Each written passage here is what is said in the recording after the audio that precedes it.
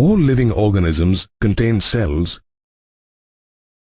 that derive energy by breaking down nutrients like glucose during the process of respiration. The energy thus released is trapped in the form of adenosine triphosphate or ATP, the energy currency of the cell. The breakdown of nutrients takes place with the help of enzymes that catalyze biochemical reactions. Glycolysis is a 10-step process that takes place in the cytoplasm of cells. It takes place in both aerobic as well as anaerobic organisms, as it doesn't involve oxygen.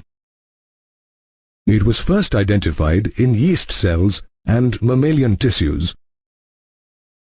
by Emden, Meyerhoff and Paranas, and hence is popularly called the EMP pathway. The term glycolysis is derived from the Greek words glykis, meaning sweet, and lysis, meaning splitting. It involves the cellular degradation of glucose to pyruvate or pyruvic acid. In plants, sucrose, obtained from photosynthesis, is converted into glucose and fructose by the enzyme invertase. The glucose thus produced is utilized in the glycolysis process.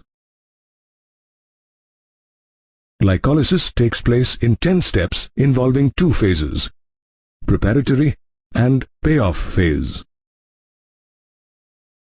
The preparatory phase starts with the phosphorylation of 6-carbon glucose using ATP to form glucose 6-phosphate.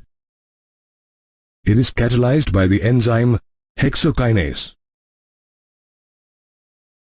Glucose 6-phosphate, thus formed, isomerizes to form fructose 6-phosphate. Fructose 6-phosphate is then phosphorylated using ATP to form fructose 1,6-biphosphate. The fructose 1,6-biphosphate splits into 2 molecules of 3-carbon 3-phosphoglyceraldehyde or PGAL and dihydroxyacetone phosphate or DHAP. As DHAP can't be utilized directly in the payoff phase, it isomerizes into PGAL. Thus, 2 molecules of PGAL are formed from 1 molecule of fructose 1,6-biphosphate. These reactions complete the preparatory phase of glycolysis.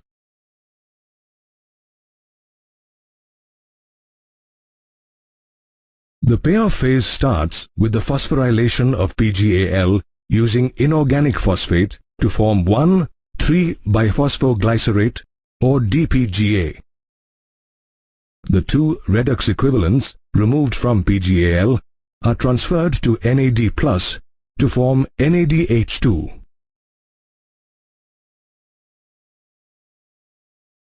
The DPGA thus formed undergoes dephosphorylation to form 3-phosphoglycerate or PGA. This is an energy-yielding step as the phosphate released from DPGA is captured by ADP to form ATP molecules. As the inorganic phosphate is directly transferred from a substrate to the ADP molecule to form ATP, it is called substrate-level phosphorylation. The phosphate group in 3-phosphoglycerate is relocated to form 2-phosphoglycerate,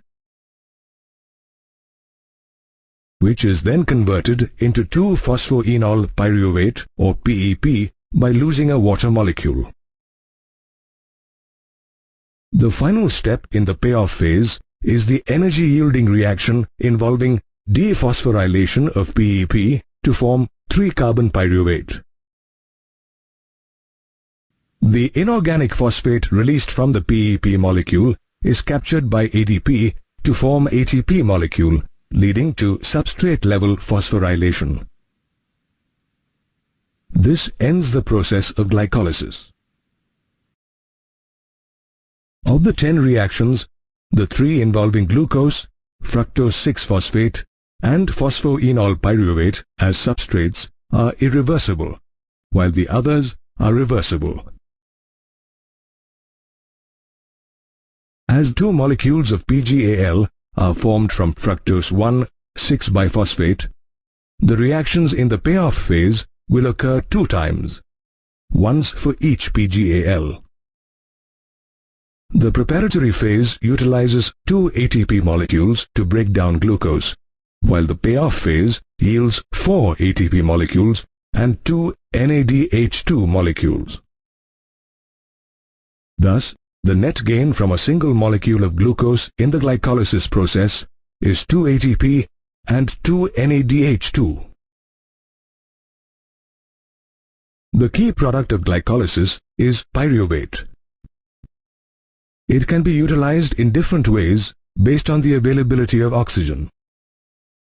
In the presence of oxygen, it is utilized by aerobic organisms in Krebs cycle for complete oxidation.